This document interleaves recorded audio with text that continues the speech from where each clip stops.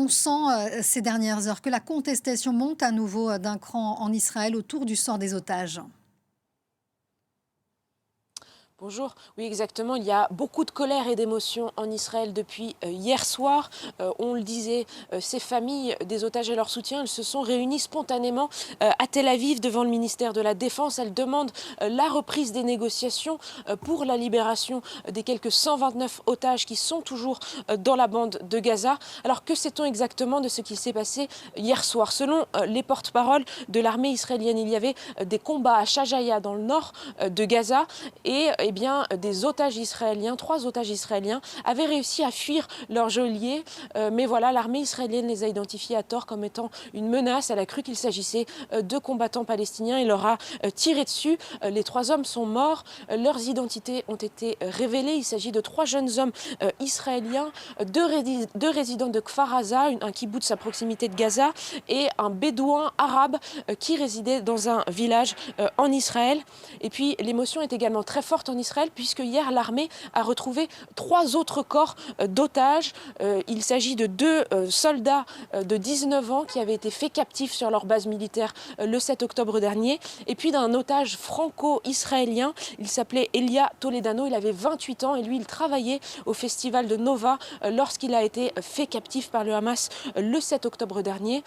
Pour les Israéliens, c'est en quelque sorte le scénario du pire qui se produit puisqu'on disait il resterait 129 otages dans la bande de Gaza. Certains d'entre eux sont morts, l'armée israélienne l'a dit. Et bien, chaque jour qui passe, pour les familles, c'est un peu plus d'espoir qui s'envole de revoir leurs proches en vie. Claire, un tout autre sujet à présent. On l'a appris tout à l'heure, l'exécution d'un homme pour coopération avec le Mossad. Est-ce que vous avez plus de précisions? Est-ce qu'il y a des réactions sur place? Alors c'est très récent, donc il n'y a pas encore de réaction en Israël, mais ce que l'on sait, c'est que l'IRNA, qui est l'agence de presse gouvernementale iranienne, a révélé qu'un homme accusé par les Iraniens d'être un agent du Mossad a été exécuté dans le sud-est du pays. La justice iranienne a décidé qu'il soit condamné à mort. Alors cette personne n'est pas nommée, mais ce qui lui est reproché, c'est d'avoir transmis notamment des documents à des services étrangers, et notamment donc le Mossad, les services de renseignement israéliens. Et puis aujourd'hui, eh bien, la question que se posent les Israéliens, c'est celle de la reprise ou non de négociations. Et ça inclut également le Mossad, les services de renseignement.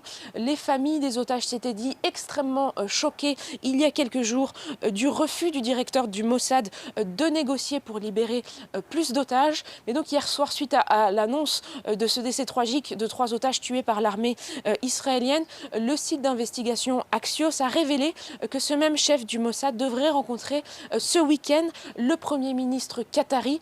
On sait que le Qatar, depuis le début de ce conflit, essaye de se positionner comme médiateur entre le Hamas et Israël.